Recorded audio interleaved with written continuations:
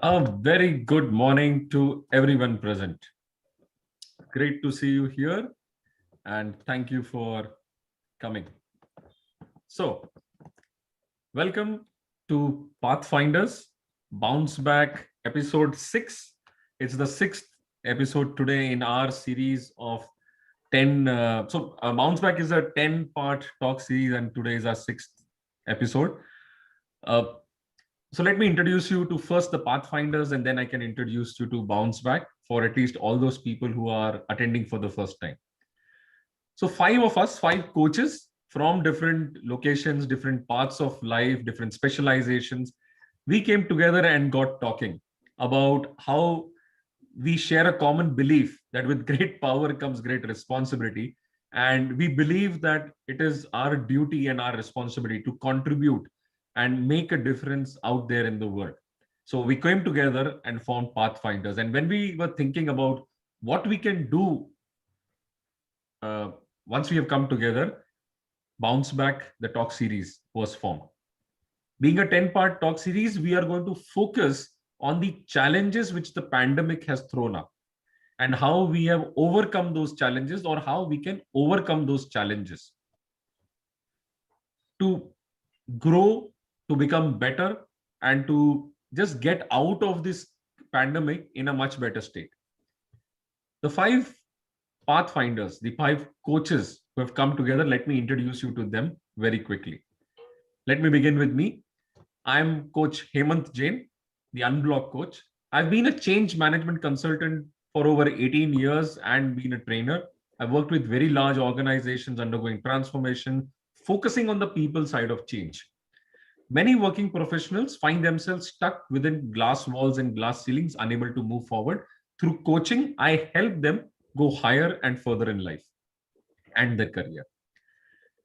Arif Hussain, Coach Arif Hussain, he's a certified mindset and performance coach, an author, and a fitness enthusiast. A devoted family man who has been associated with healthcare industry for over 2 decades. He guides working professionals between the age group of 25 to 45 years to achieve their health and professional goals through mindset transformation. Next up is Coach Mohammad Saeed, an MBA with over 3 decades of international work experience, a seasoned professional, an author, and a certified mind shift empowering coach. Saeed is passionate about reaching out and actively engaging in guiding people to overcome their life challenges through mind shift and transformation. We also have Coach Uzma Golandas, who is a certified ambition and unambiguity coach. She's extremely passionate about helping people with issues that stand between them and their success. Being an English language trainer and a personality mentor, she also focuses on confidence and communication related matters. A postgraduate from London, she currently lives and works from the UAE. Last but not the least, Coach Jyotika Shetty, a strategic life coach, international author, certified trainer, and an image consultant who's helping people achieve their next level performance.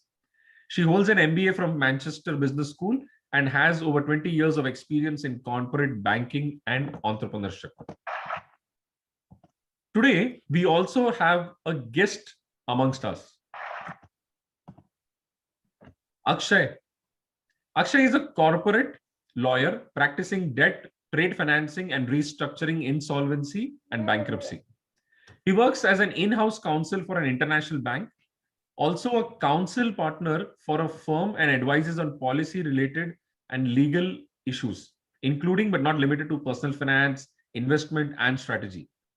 He also mentors and coaches working professionals and students pursuing masters in law on career paths and fintech. Now, that's the introduction to all the Pathfinders and our special guest today. Today, we are going to talk about money. And since money is going to be our subject matter, and money is a very, very sensitive topic, here comes our fine print and disclaimer.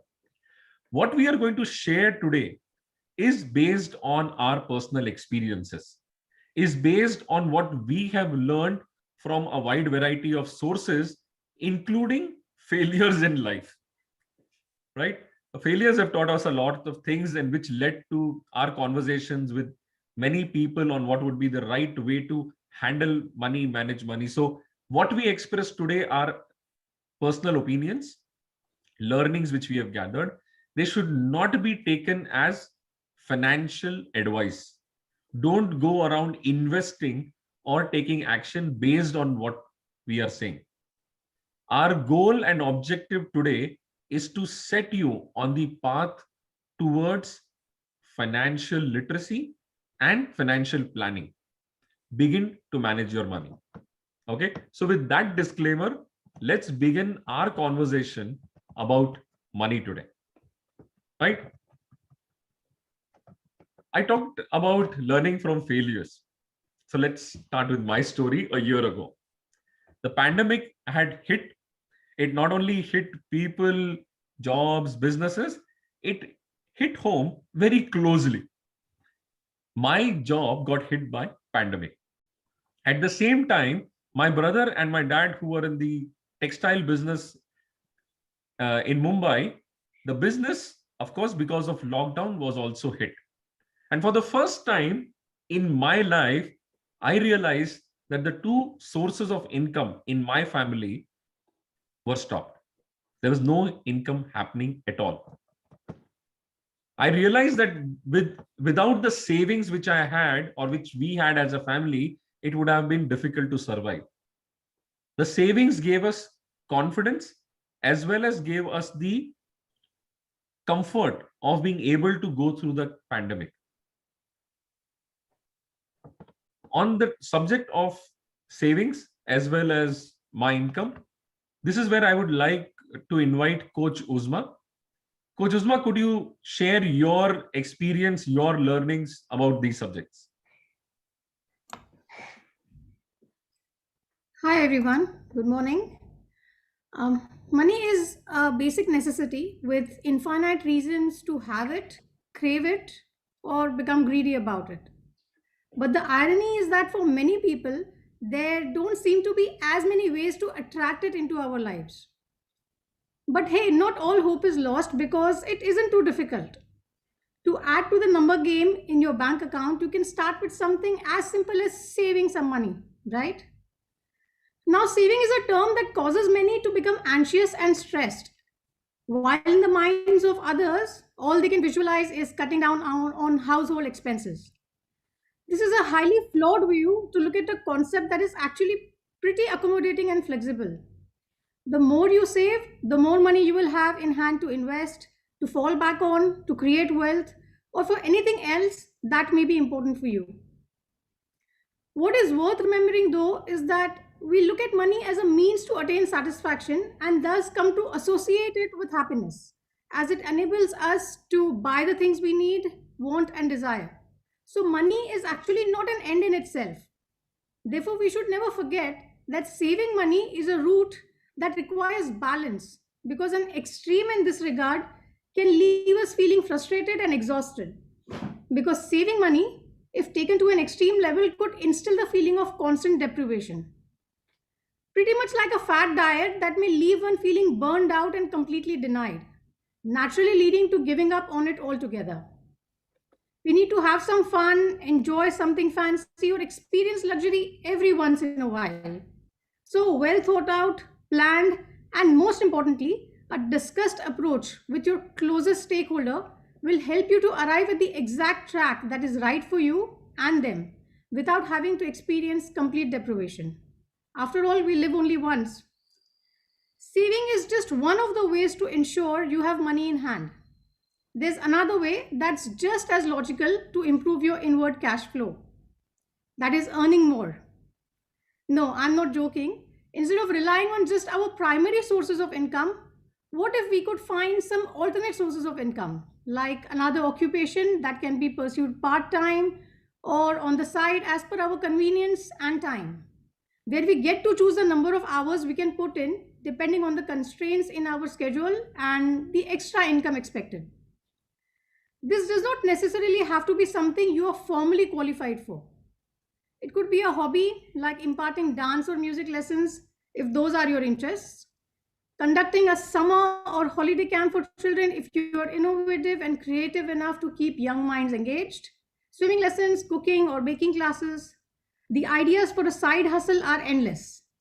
And I haven't yet even mentioned the most common, popular, and overused option of all time, tuition classes, where specific or all subjects can be taught to school or university students.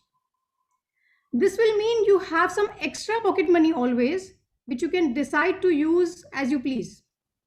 So that could translate into a few fancy dinners a month or a quick getaway every couple of months without anything coming out of your savings or primary income.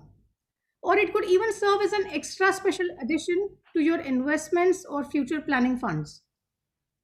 In fact, this is such a popular concept amongst the wealthy that I recently read in a finance related journal that the billionaires of the world have as many as 7 different sources of income. This is how they got richer even during the pandemic. So basically, what you'll be doing here is that you'll be minimizing the financial deficiency by earning some supplementary vitamin M on the side. Having spoken about savings and maximizing the income of your incoming of your income, it would be kind of like leaving the topic in the lurch if nothing gets spoken about investing in the most precious asset, that is you. We live in a highly competitive environment, which is often described as a rat race or a dog eat dog world. Sounds fierce, right? In such a scenario, investing in yourself is the equivalent of putting on an armor and equipping yourself with the best tool that gives you an edge over competition so that you remain at the top of the game to the best of your ability.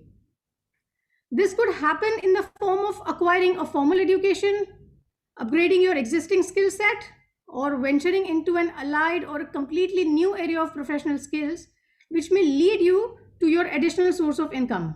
That's what we were just talking about. And do not forget that this could even include something as obvious but extremely ignored aspect of bettering your health or temperament by consulting a professional. Constantly having an edge against your rivals and exhibiting it has become the norm, as no one can afford to lose an opportunity, especially because of the turbulence that we have been experiencing since we entered 2020. But if we let our health suffer, be it in the mental, physical, or the emotional aspect, we are then losing something that is very foundational. And that is the exact opposite of acquiring an edge. Don't you think? Also consider the fact that the education system does not always send you out as a finished product that can deliver its best in the concerned field.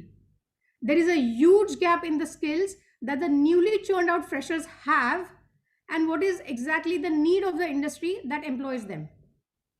This reconciliation can happen only when the importance of what skills we have versus what actually is needed is realized. Now, from my side, I leave you with that thought to decide for yourself. Thank you. Thank you, Usman.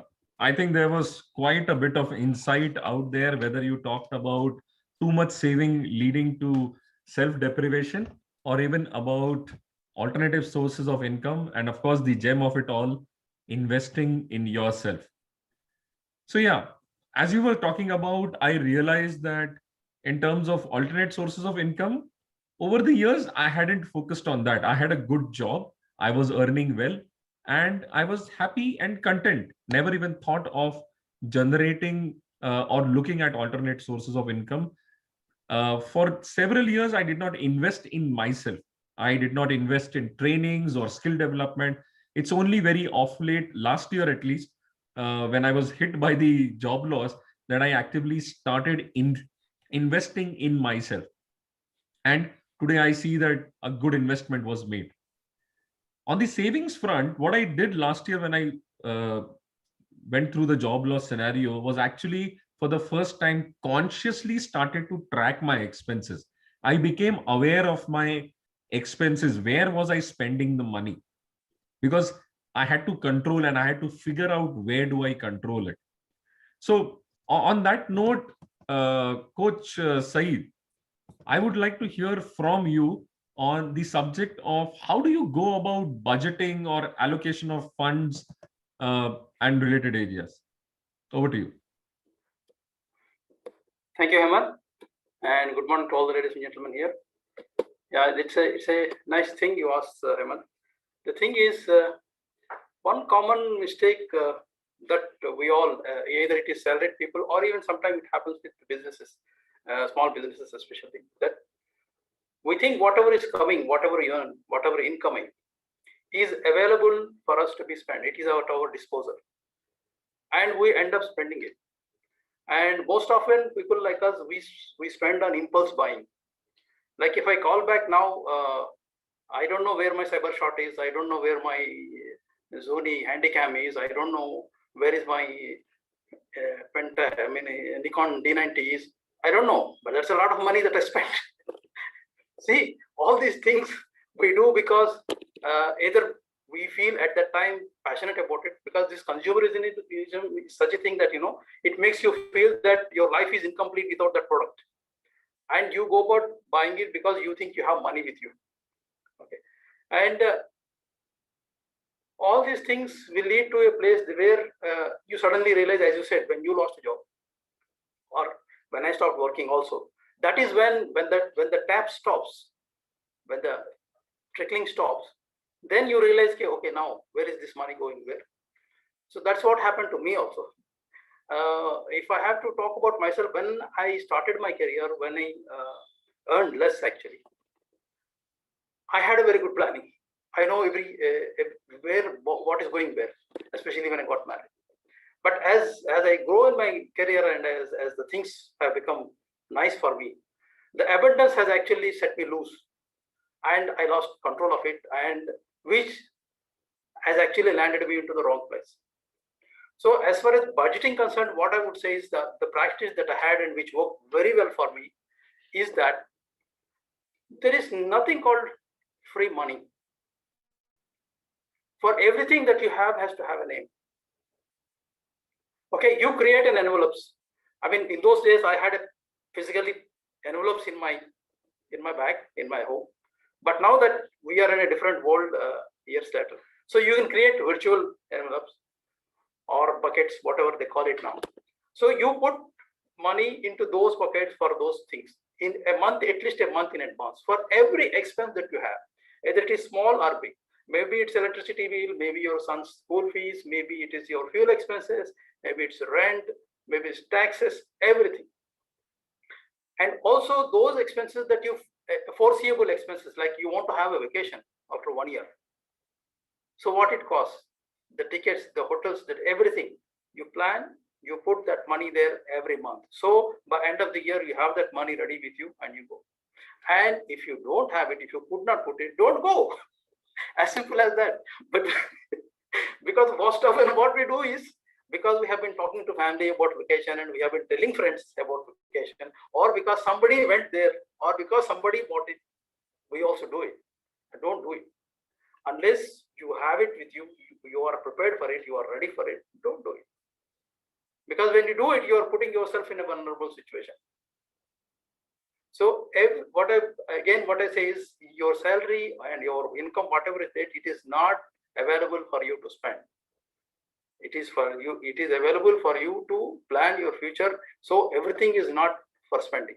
So everything that you have, expenses that you have now, that you foresee now, should go into those pockets, and whatever is balance, the investments, I think in future our friends will talk about it. The second thing is that we do is, apart from impulse buying, we do an impulse loan. Like somebody will come and say that, okay, you don't have flat, why don't you buy? It's available. Money is available, flat is available.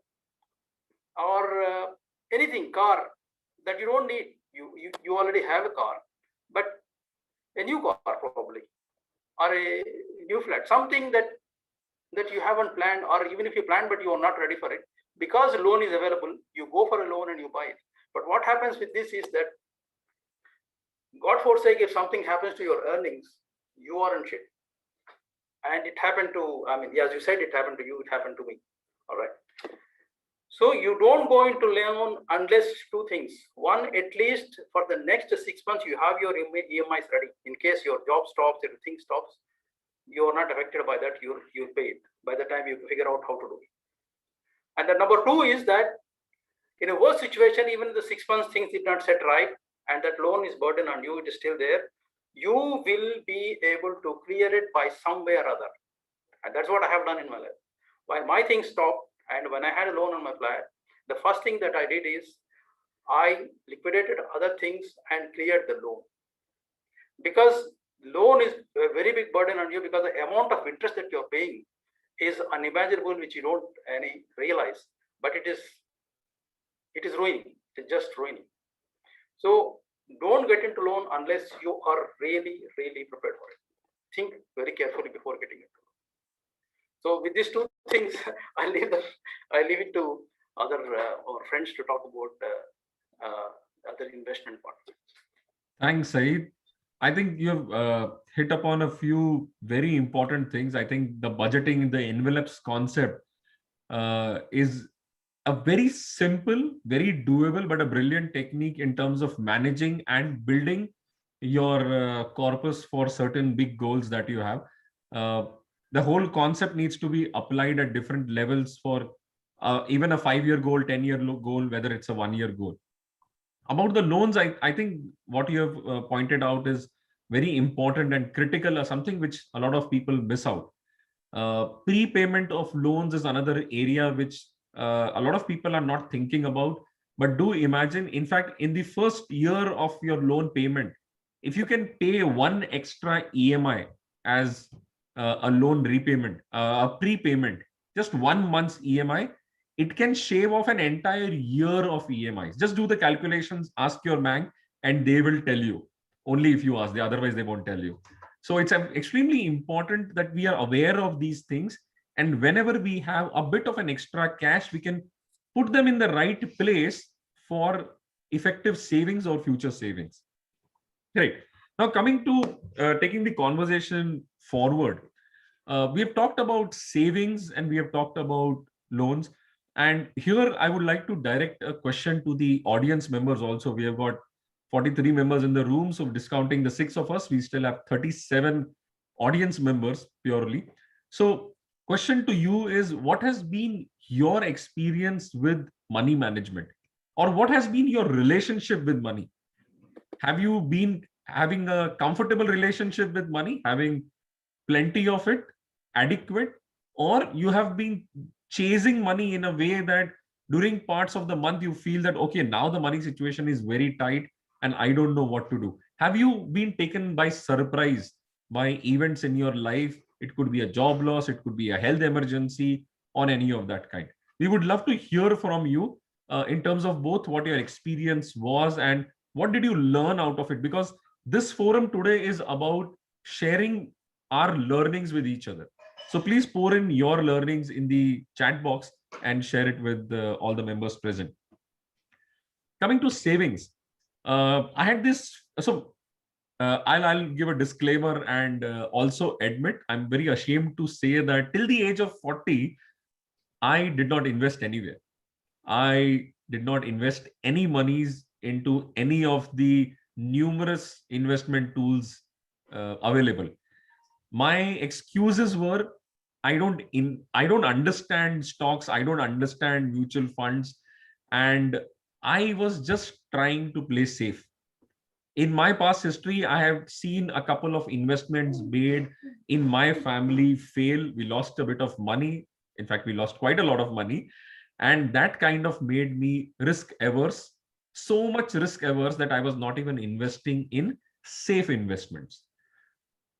What I realized over a period of time and over the years as I started looking for information about money is that I was saving money, but I was not investing them. I thought I was saving money for the future, and I realized that money was actually disappearing. And to just drive home that point, let me show you all a visual. This is what happens to your money over a period of time. So it's a very simple illustration. And what eats up your money is inflation. Things get more and more expensive over a period of time. And the same amount of money, its value or the things it can buy, that reduces.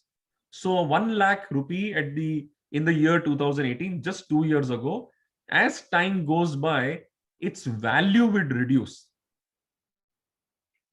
It would become literally worth only 5,000 rupees when we reach to 2055, which means it can buy only those many things which today are available for 5,000. If you want to look at it in another way, think of education. Think of the entire cost of your own education and compare that with the education of your kids, or in some of your cases, grandkids.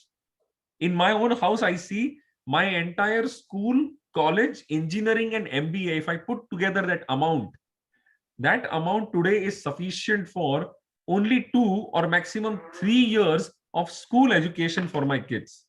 That much more education has become expensive. So if I were to save that much amount for my kids, it's not going to be enough. I will need a lot more, which means I need to invest. And how does investment help? Again, I'll take a very nominal increase in that 8% rate of, let's say, either call it an investment, or it's the interest rate, or let's call it even a return on your investments. I've got two examples in front of you on the screen, Ram and Shyam. Both started investing at different age groups. Ram, the smart guy, started investing at the age of 30, whereas Shyam is pretty much me, who invested at 40 plus. Now, Ram, since he started investing early, till the age of early accounting till the age of 60, so he had 30 years of investment. Shyam, since he started at 45, had only 15 years. Ram started with an investment of only 1,000 per month and continued for the 30 years. Shyam, since he started late, and now since he started at 45, he had a better earning. He invested double. It's 2,000. At the end of the period, since their periods were different and amount different, they ended up investing the same amount of money. But look at the bottom of the table. The returns, the total wealth they accumulated. Ram invested a total of 3,60,000 and was sitting on 15 lakhs of wealth at age 60. Whereas Shyam, after investing the same amount, was sitting on only 7 lakhs. It was almost half. Starting early is extremely important, and investing regularly is important. Now just imagine, instead of 1,000, if we were to talk of 10,000. If Ram had been investing 10,000 starting age of 30, he would be sitting on 1.5 crores by the time he reaches 60. His retirement is taken care of, expenses for the children, their education, everything gets taken care of with that kind of a corpus. Let me bring you another example. Why investing early is more important. Why? When I look at this, I got the shock of my life because I started investing at 40. In this example, the first person is saving 1,000 a year for only 10 years, and then he's stopping.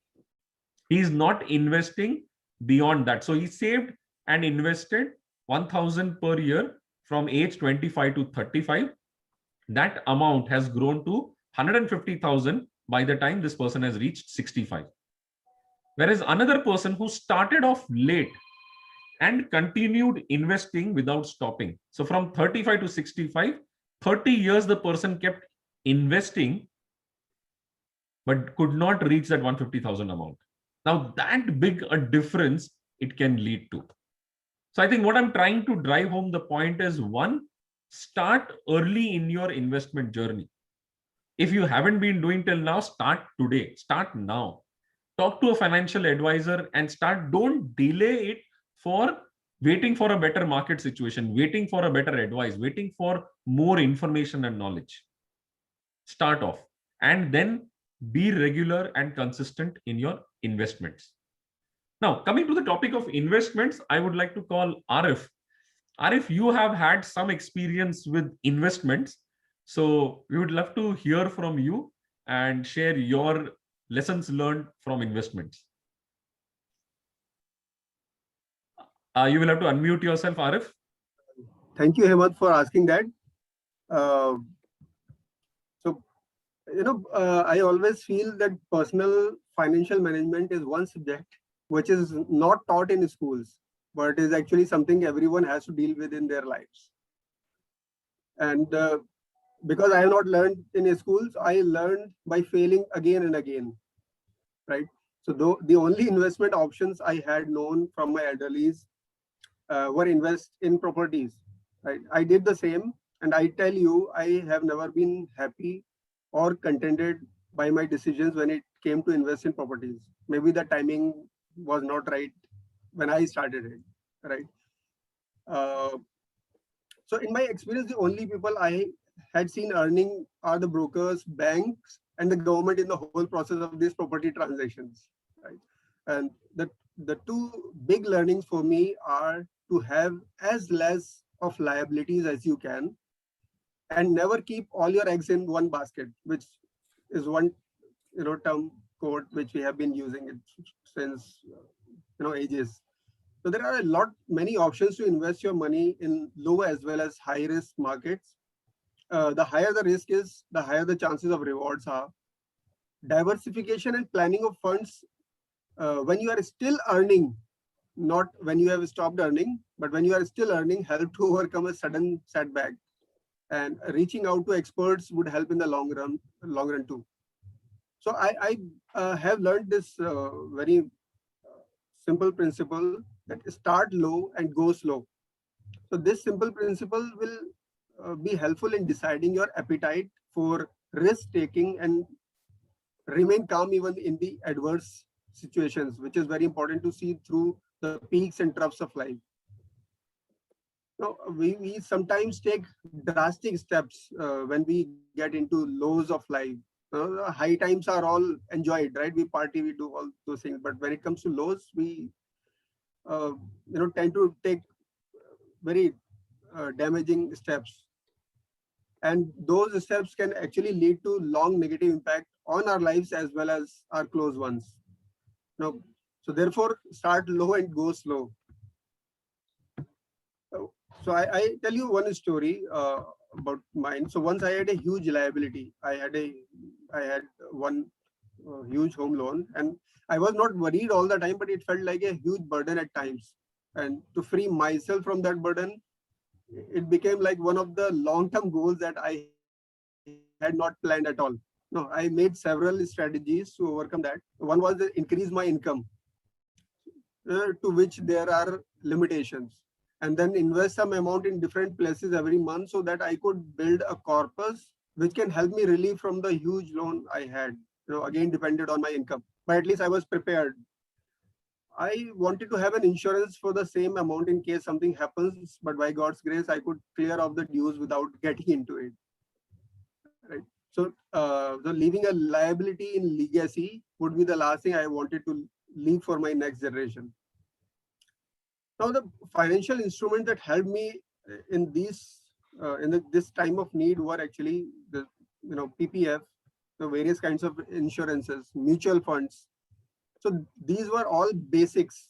As I am financially not that literate, there is a lot of difference in learning theories in books and the implementation that depends on market risk. So my only suggestion to youngsters, as you have already mentioned, start planning your financial goals as early as possible. Start learning about how much to spend, save, invest, and also leave the legacy depending on your income. And do not put all your eggs in one basket. Now, there are a lot many options which you can learn and make your money work for you. What you have to do is reach out for help. You don't need to be a one-man army. Over to you, Iman. Yes, I think eggs and baskets, we need to learn about all the eggs and all the various baskets that are available out there. And I think Akshay will also tell us about some of the new baskets which are emerging on the financial landscape for investment. Okay, so I think amongst the four of us, we have talked about the salaried person. We also touched upon savings and things like that. But there are a lot of businessmen out there. I think they were also badly hit during the last 1 year where complete business shutdowns were there. A lot of people are, even in normal times, non-pandemic times, struggling with their business, the way they see business as an income source or a wealth generation source. So one is that. Second thing, the last 1 year, people have been taken by surprise by their insurances, whether it was life insurance or whether it was health insurance. On both areas, people had a lot of surprises. So I would like to invite Coach Jyotika to touch upon these two subjects, because I think amongst the five of us, she has the most business experience. Over to you, Jyotika. Thank you, Hemant, and a very good morning to all the audience present here today, including our special guest, Akshay Arora. Well, yeah, it's very true that as far as business is concerned, we need to take care of a few things. First of all, for the past few years, my husband and I have been in business for the last 22 years. And we run our own contracting company back in Dubai. From that point onwards, I have met so many people that most of them have this aspiration of setting up a business. Now, yes, my husband was one of them, and we started off a business way back in the year 1999. Now, the idea when people start businesses that all the eggs go into one basket, which means that whatever resources you have, you put into doing your business. But what they don't understand is that you are also an employee of the company. In fact, you are the number one employee of the company, which means to say that when your business can start accommodating the expense aspect of it, then you have to also incorporate your expense or your remuneration as a part of the company expense. Me, because I was already working in a bank at that point in time, and I had this financial awareness, and very early in our stage in our business, we started in taking, earmarking the salary. Salary means my husband started taking salary very much early in our business. Now, when I moved out of my job after 12 years, that was also pretty early in my age. And when I joined as an executive director, I was formally inducted as the director of the company. I was also equally given a salary. Now, do not mix your profit aspect into your remuneration aspect. There are two different things. Now, if you think that you are running a business for profit, it's true, you're doing that. But then you also have to understand that you have your daily expense, you have your regular things that you need to take care of. Now, how you want to do it is a total different story. But what I would say is the best practice for anyone who's starting a business, when your business can start affording doing that, start earmarking your own salary as a part of the expense, because that's essential rather than burning out and leaving yourself into a complete frustration mode. Now, the second thing is the insurance aspect, what you mentioned. Now, the insurance aspect is a very essential one, which I think the awareness in India is now, as far as the medical insurance is concerned, the awareness is increasing. Now, this awareness was there pretty much in the West or in the Middle East as well. Now, I worked for a very large bank for a very long time. So for me, as far as my insurance is concerned, my entire family was covered. So I absolutely had no problems on that aspect.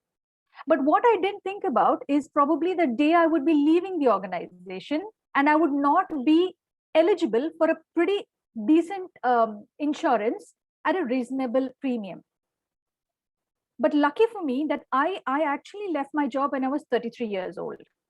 That was not too old as well. By that time, my husband already had his insurance, his health insurance and his life insurance and all of that. But what about my 3 kids and me? So the moment I left because the moment I left the job, my insurance ceased to exist. I immediately took an insurance. But at that time, what came to my mind is also insure myself in India. Because eventually, we as expatriates in the Middle East, one fine day you have to return back, and probably it's too late for you to take an insurance at that point in time. So the first thing that I did was I took a life insurance as also a health insurance. I have taken a floater policy, which covers my 2 kids and myself. Now, this I feel is a security aspect, which is securing that, yes, when I'm going to come back to India, it's completely taken care of. Now, 2 years back, I moved to India with my 2 children. And this has pretty much taken care of all my risk aspect as far as health is concerned. But for all those who are actually seeking to be business people, there's one aspect that I would like to highlight here is the need to have a key man insurance policy when your business grows, which is to cover your business risk.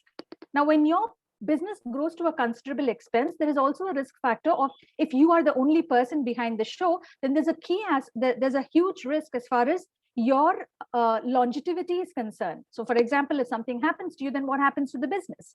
So, when you take a term policy, which is essentially a key man policy, that covers the business risk. Now, it is for a fixed term period. It is not for a very long term period, unlike your other health policies. I mean, your life insurance policies. So these are the few things that I have done. Now, I am not an insurance expert to actually tell you what to do and what not to do. These are my personal experience.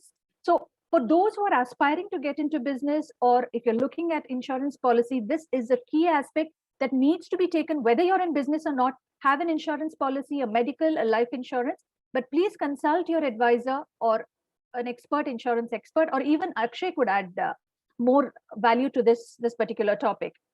So this is from my side, based on my experience in both business as well as entrepreneur, as well as corporate banking. Over to you, Hemant. Thank you, Jyotika. Those were interesting insights and quite an eye-opener for at least a few people in terms of how the businessman should be thinking about his or her role into business and their place in terms of drawing a salary, as well as from the insurance perspective. Interesting ones. So now that the coaches have spoken, I would like to invite our finance expert Akshay to the stage, to the screen, to share his experience, to share his insights. And Akshay, my request to you would be that you have heard all 5 of us. We have talked from our experiences and covered the arena of financial literacy from our lenses. If you think there have been some gaps which we have missed out, some areas where we haven't spoken, would love to hear you throw some light on those areas. And at the same time, since you are in the thick of the financial markets and the financial world, what are those new investment opportunities or investment in, let's say, tools or instruments that people should be aware of so that they can diversify their investment portfolio? So over to you. Hey, thank you, Hemant. Very kind introduction, first of all, and thank you everyone for being here on this morning. I understand it's a Saturday morning, and thank you for being here, guys. Having said that, I mean, very clear on the perspective of what is the kind of difference that we are deriving between the rich and the not so rich. The difference is from the thought process into an active and passive sources of income, right? When you say something as close as active and passive source of income, it basically means that an active source of income would be derived from where you need to be actively present. This could be out of a job or your profession or your business, so on and so forth. And coming on the thought of passive income, you know, I would want to chime in a thought from Mr. Warren Buffett, who happens to be the god of investing and maybe my guru for sure. I mean, I learn a lot from him. And that thought comes, I mean, there's a quote by him which says, and I'll quote, that if you don't find a way to make money when you sleep, you will work until you die. Leading on to that thought from Mr. Warren Buffett, I believe it is very important for a person to be aware of different routes of passive income. You know, when a person who's maybe you can call affluent or rich in nature is traveling, he's traveling and he's enjoying himself, and he's at the, you know, the midst at the outset of being comfortable, is because he has 4, 5, 6 passive sources of income that are constantly working for him, even though he might not be available at his active source. Further leading on to that, that thought, what is the kind of difference, or what are the key elements that we need to sort of explore while we do something called personal finance. Personal finance is very, very important. Why? Because a person, why do we do a job? And this is open to the floor. Why do we really do a job, or why are we really doing a business? There are majorly two aspects around it. This is either for satisfaction or for money. And so, putting in that example, I would say that money occupies, or gaining money or your profits, that occupies 50% of the reason as to why you are working in whatever profession you may be. But personal finance, when it comes to personal finance, what are the key determinants that one needs to take care of? And slight regression, and on what are the kind of mistakes that one could occur from. So I would start with that. uh, are we giving enough time to personal finance? I would say, guys, that in a month, even if we give 2 to 4 hours to just read up or make better, or to introduce our personal finances and keep working on those, that is more than enough for us to lead a better route on handling our finances better. What are we doing wrong there? Uh, well, I would say that a person, say for example, A is married to B, and they're both living a good life. But at a stage in life, A happens to have a disease and has a sudden demise. Now, considering A was the man of the house, and the woman, his wife was not really introduced or to the idea of where are the passwords, where are the records of insurances, the SIPs, all the other investments that the A and B have maybe combined made. And this could be your DMATs accounts, there could be PPF accounts. If they have appointed an account nominee to their FDs and savings, etc., etc. So very, very important aspect to discover, that please share your information on finances with one person, at least one person that you trust. Save it not on your mobile phones, because it can be explored and can be traced, because this is something as exclusive as passwords.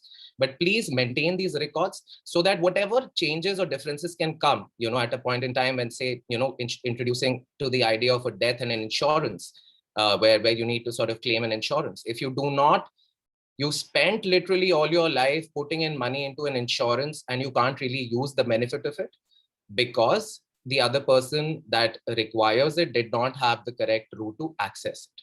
So that's one. Having said that, I would touch up on the aspect of financial literacy, which is not taught in schools. Financial literacy is something that maybe I would suggest most schools, I mean, if they take my suggestion there, to introduce that, because every person technically at whatever stage or point in life there are, needs to be financially literate, some more, some less, that could differ depending on the time, experience, and the interest in it, but it's required for sure. But everything that comes in here comes with a risk versus reward ratio. You put your money into least risky investments, you don't get the kind of returns that you might get in higher risk investments. So I will start with breaking the red tapeism on some routes that have been set in by older people, ancestors, and so on and so forth.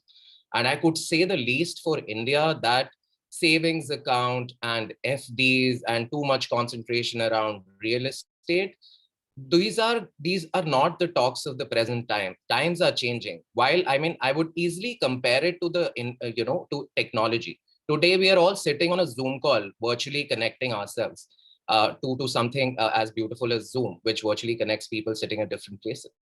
We have advanced on technology so much. Then why not advance on routes for financial literacy? Times have changed, and there are way better financial products that have come in, and we really need to explore those.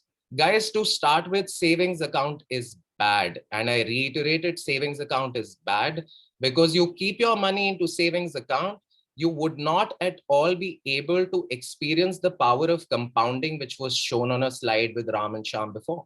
It's very, very difficult to compound your money when you put it in something as low, giving as low as an interest in savings account.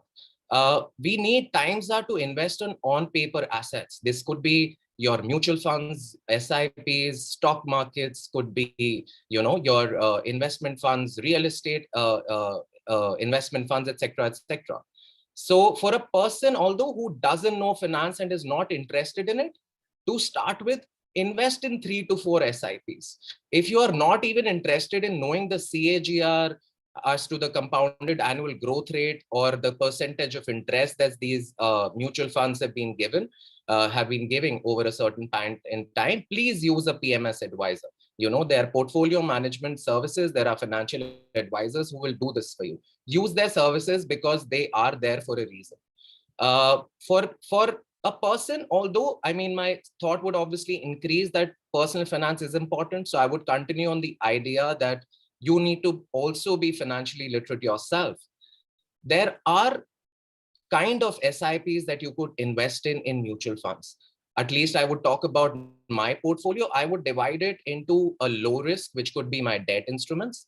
On SIPs, I would divide it between a mid cap fund, which would expose it to mid cap companies, and a large cap fund, depending on the risk appetite that a person can have.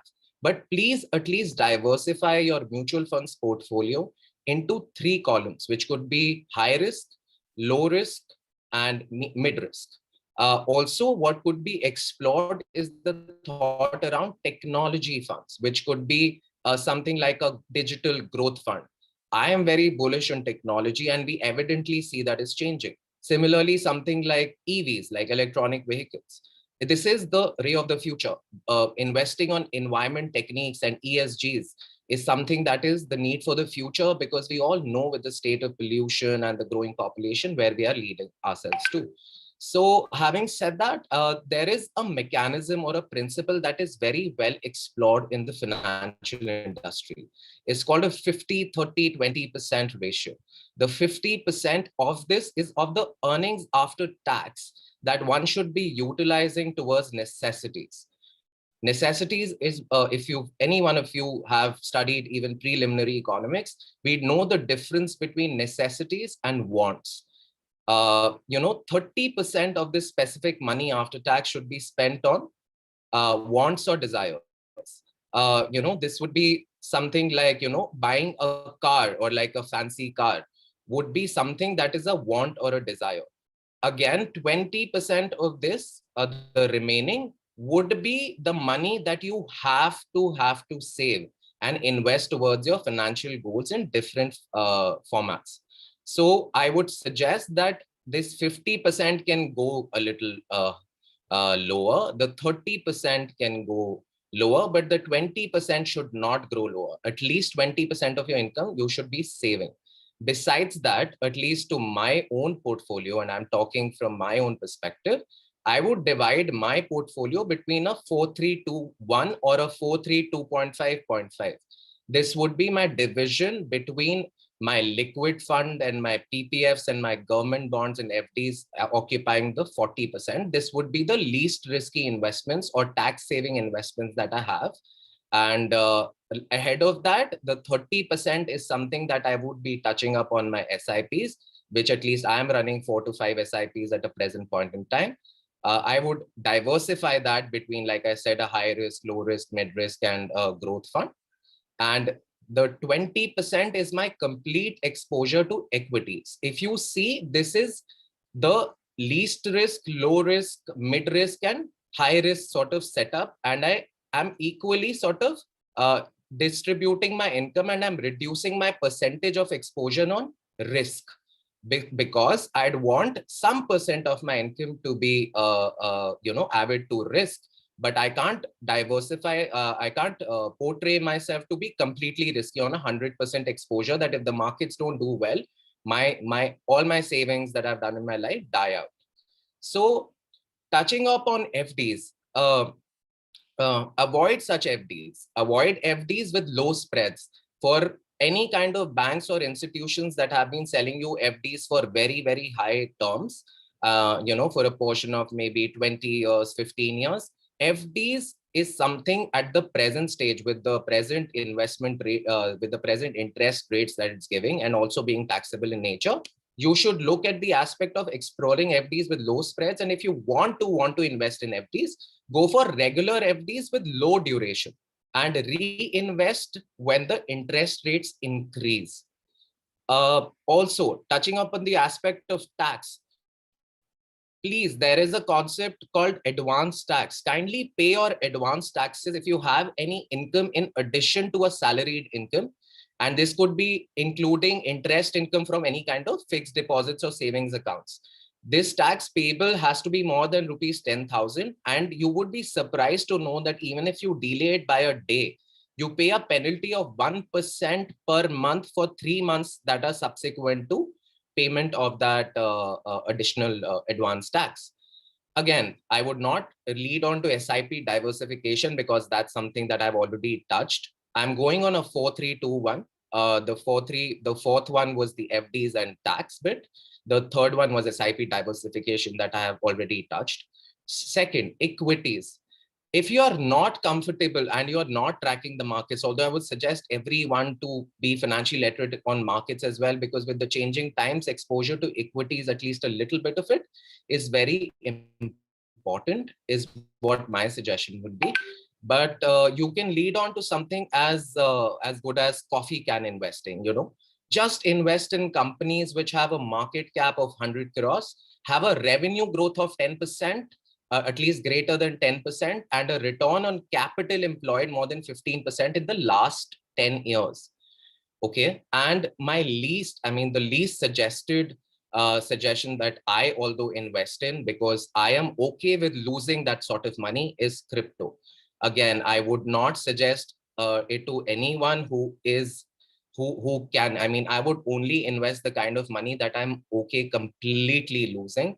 If I have to invest in the likes of a crypto, if I have to invest in like a Bitcoin or Ethereum or something like that. So this is the 4-3-2-1 mechanism. Now, quick trivia, guys. Quick trivia on specific thoughts on salaried incomes. Very, very well explored under Section 80C PPFs. PPFs, although well explored, would not give you the same rate of interest as compared to a voluntary provident fund.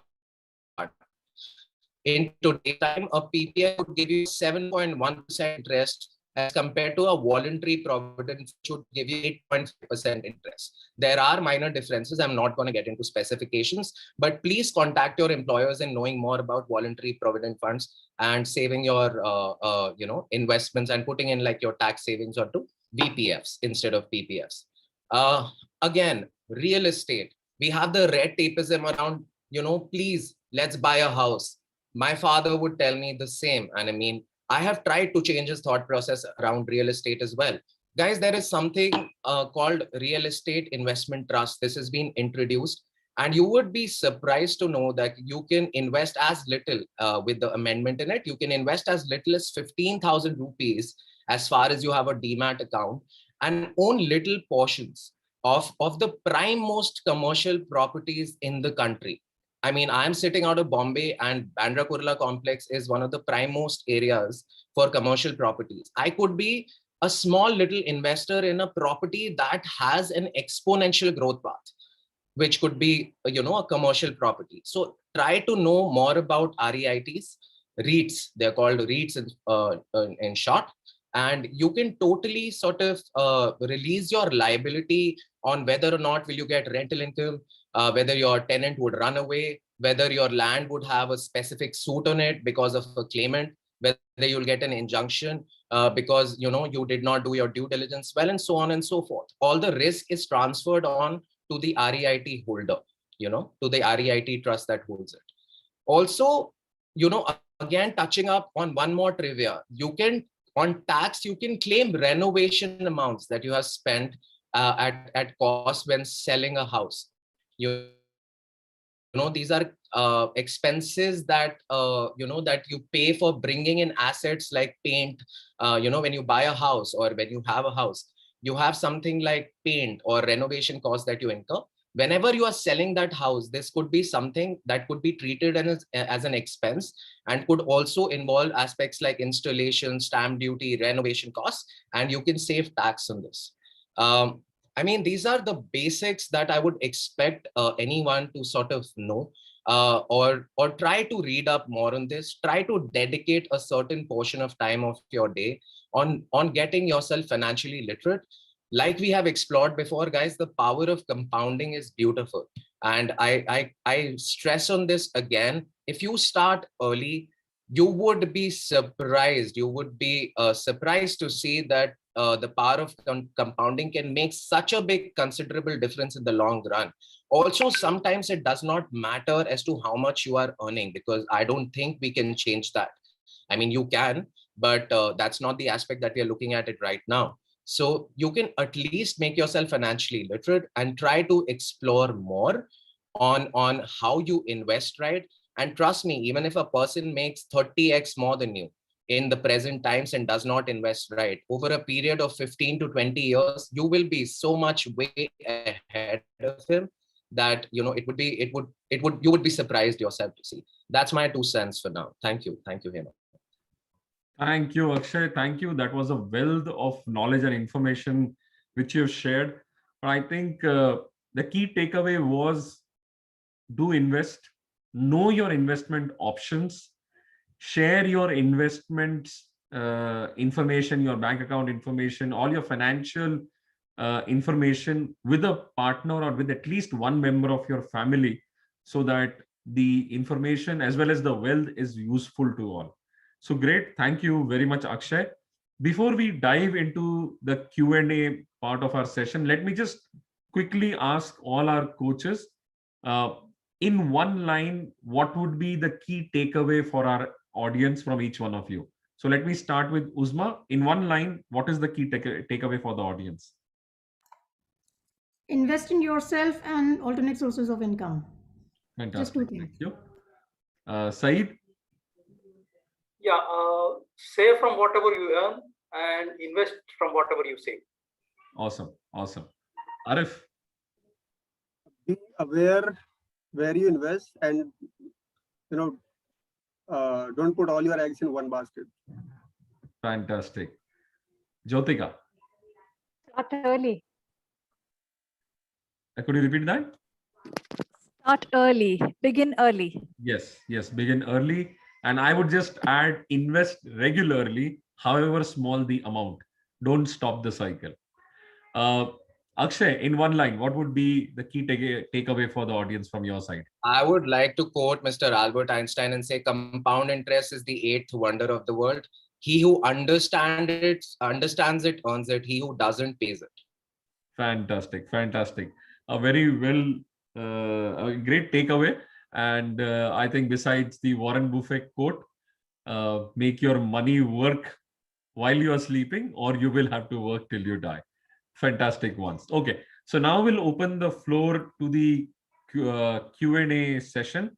And while we are going through the Q&A, we'll also post the links to our next session so that members can register. Also, a link to the feedback form so that we continuously get the feedback from the audience and keep improving our sessions in terms of content as well as structure. So some of you would have already noticed the change in structure today. So here we go. I'm quickly going through the comments and looking at some of the questions which came up. And let's try and give at least some of the answers. Yes, I saw one comment on gold as an investment option. There is a lot of comfort around gold. So Akshay, would you like to throw some light on gold as an investment option? Sure. I mean, gold, I would like to chime in from the thought that gold is considered to be a comparatively safer investment, and you can have exposure to gold. I'll tell you the reason why. When there is a lot of volatility in the market, and by volatility, I mean when there is superior scare in the market, you know, something like when COVID came in, you saw Nifty is touching to as low as 7,800 and 8,000. It's presently sitting at a level of 15,800 and above.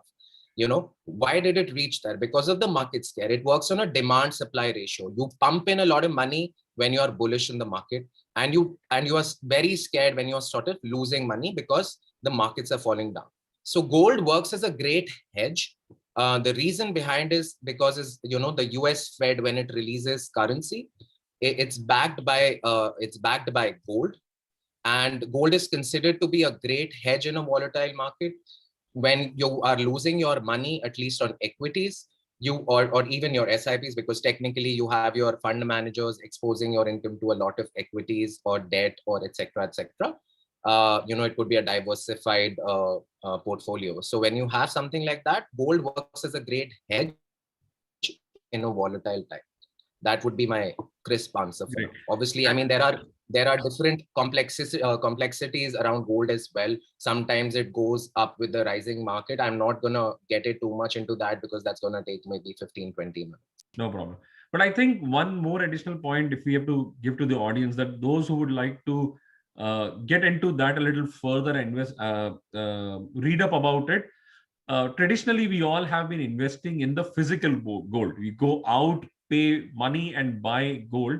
Now you have got the options of buying virtual gold or electronic gold also. So do research a bit about that. Sometimes that may be useful. Even on that, Hemant, sorry to barge in, but even on that, try to explore the routes of ETFs, exchange traded funds on gold.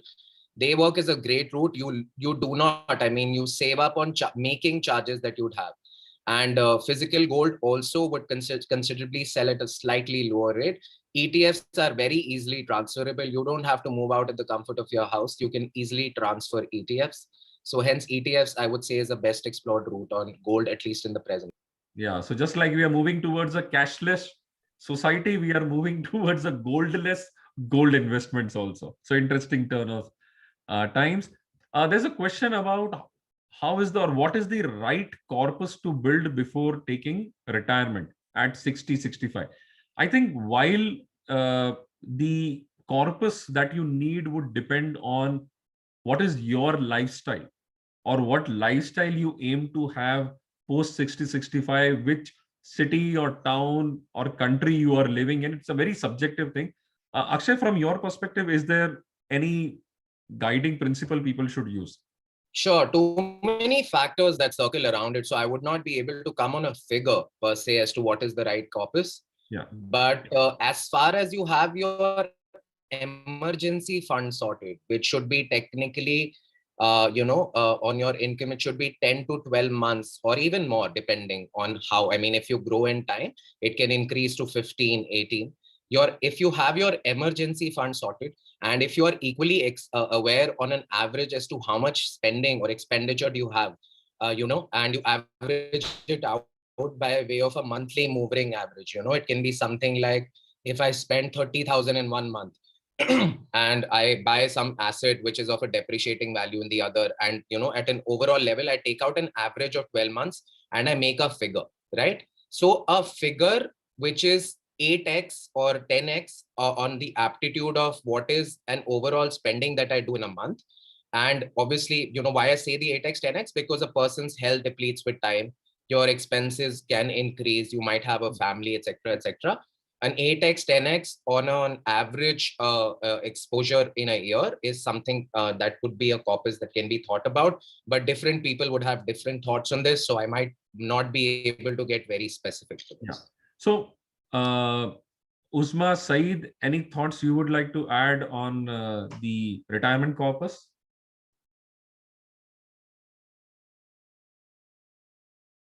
Jyotika, Arif, anybody? I think much is said about that, and it's an individual thing, right? Sure. So the individual has to decide what he or she wants in after retirement. Absolutely. So, okay, so let me close it with this, that while you have to consider the city or town you're going to live in, what is your monthly expense, what is your lifestyle level, which would directly impact your expenses. Also think about the fact that if you're looking at 60 or 65 as retirement, there is 20 years of life more that you need to build your retirement corpus for. And health is one area where there will be major expenses. So a good health insurance to cover that along with that. And you will have to build your own calculation because it is a very individualistic thing. Very important chime in there that you can totally take your health insurances and cover it up, that your even room expenses and all of that are covered.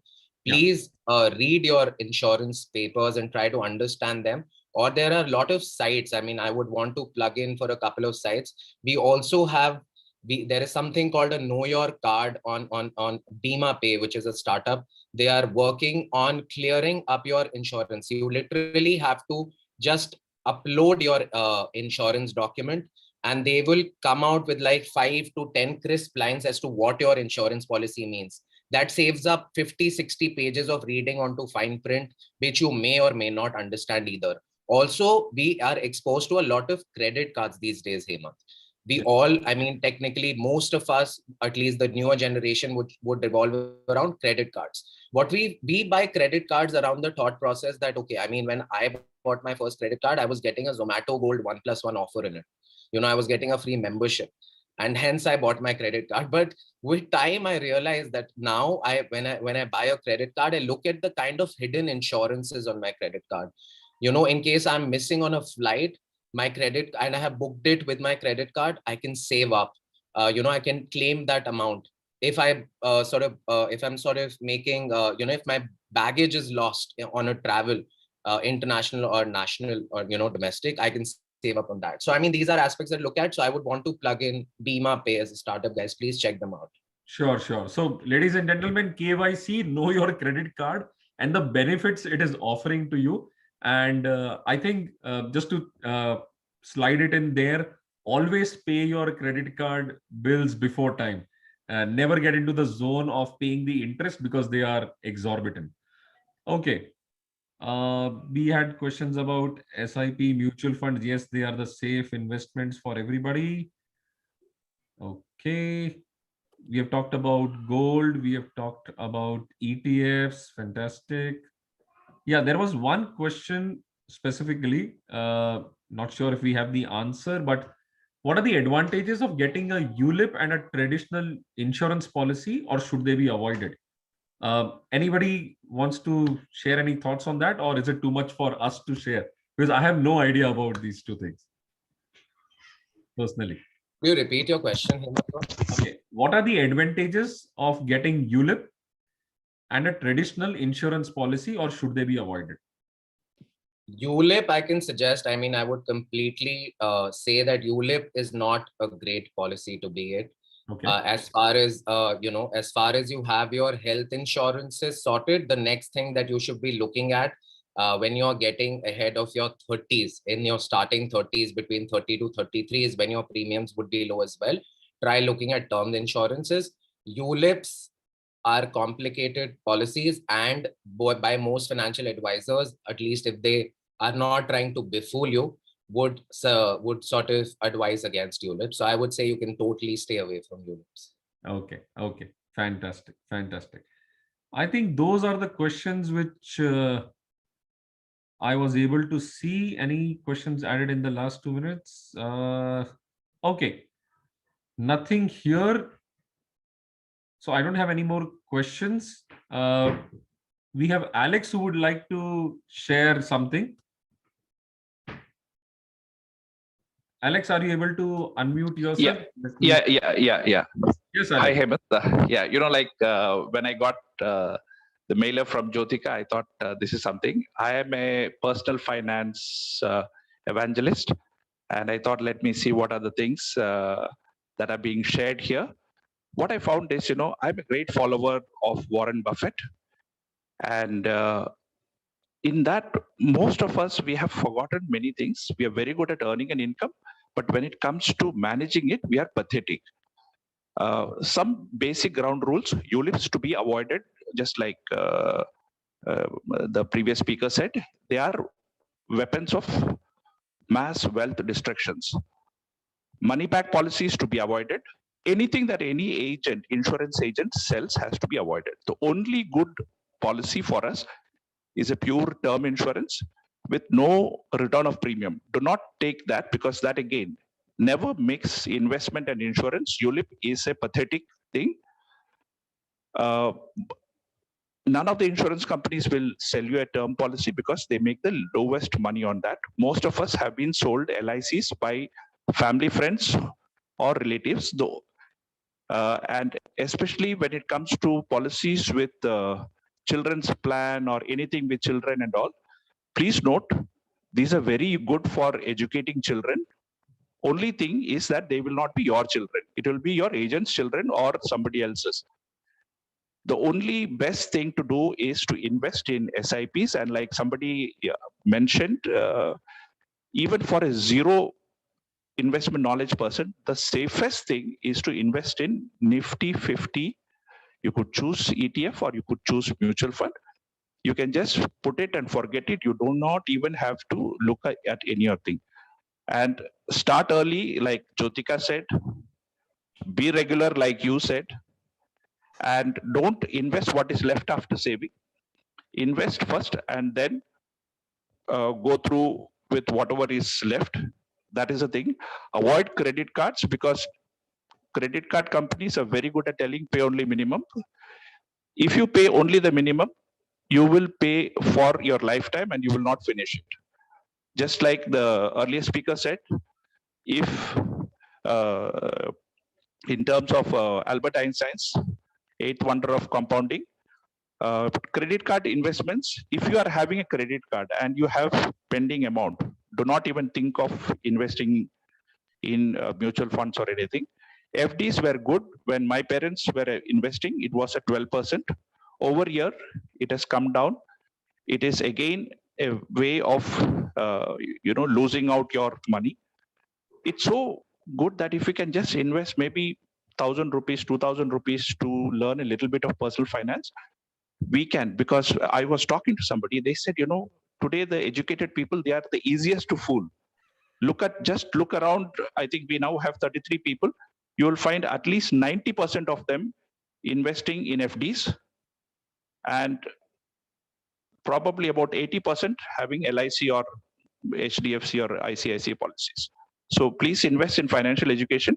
It pays the greatest dividend. Thank you, Hemant. Really, really good to see that this topic is being addressed. Thank you, Alex. Thank you, Alex. So I think we will conclude our session here. And what I would like to say as a concluding remark is that our whole objective today was to push people on the path of financial literacy. Basically, it means know your finances, know where your income sources are, the need for additional sources of income, the need for your existing wealth to grow. Otherwise, it will keep losing money. Become more aware and research and read and talk about finances so that you know where are all the different avenues where you can invest money, and start talking to somebody who understands finance much better than you do. Go take a help from a financial advisor. Set up your goals, financial goals, and then the financial advisor can also advise you accordingly on how will you reach your financial goals in the next 5 years, 10 years, 15 years, 20 years. What are the big expenses you are expecting, and some of the unexpected ones, and or what kind of corpus you would like to build for your retirement. Once you have these basics in place, a financial advisor in conversation with you can design your investment plan looking at what your current income is, what your current sources, alternate sources of incomes are, or what are your liabilities at hand. Our objective was to bring you and push you in that direction, and hope we have been able to fulfill at least a part of it. Hope you go out of this session thinking about money in terms of money management, managing the money you have, managing the money you will build. Not just thinking about money, but about the wealth it will grow to. On that note, thank you very much. Thank you everybody for coming. The 2 links for the next session are in the chat box as well as the feedback form. Would be great to hear some feedback from you all. And yes, if everybody who is present till now can come on video, we have 31 in the room, and it will be great to see you all with your videos on. We can take a picture. Also, before you conclude, Hemant, Yes, thank you guys. Thank you, Arif. I mean, we happen to sort of have a small discussion, and that's what has led us to this webinar. So thank you, Arif. Thank you, Said sir. Thank you, Jyotika and Hemant. And if I'm missing out on any names, Alexander and everyone here, Uzma ji, to have sort of put in a subject and discuss something that is very close to my heart. And my attempt, at least, to the likes of people who are close to me, would always be to make them financially literate. If I could do whatever small efforts I could make, I would try to work on those. Thank you. Thank you. Thank you. Request all the members to at least come on video for just a few seconds. It will take a quick 10 seconds to take a picture. Siddhi, Anna, Avneet, Anil, Neetu, Soumya, Sara, Roshna, Tajinder, Seerath. Quickly, if we can have everybody on video. Thank you, Mayank, Nikhil, Neetu, Asha, Monal, Siddhi, Anna, Amreen, Anil. I took Avneet's name, he completely disappeared. Very camera shy. Soumya, Anil, Monal, Anna, Parag, Roshana, Seerath. I'm assuming, Hemant, not everyone is in a blazer as nice as you, and that's why the camera shines. Yeah, somebody mentioned is that the doctors, okay, we'll take the doctor also in the picture, no worries.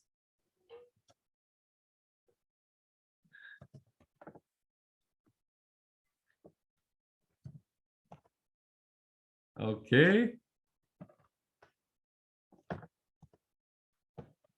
Okay, I've at least captured one.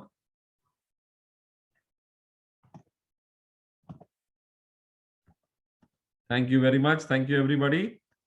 It was nice to have all of you here. See you all next week. Thank you, guys. Thank you for coming. Yeah, thank you. Hold on, Akshay. Let's take a picture of 6 of us. So I think we have. Thank you, audience. See you next week. But recording and Facebook Live has to be stopped. Yes, I'll do that.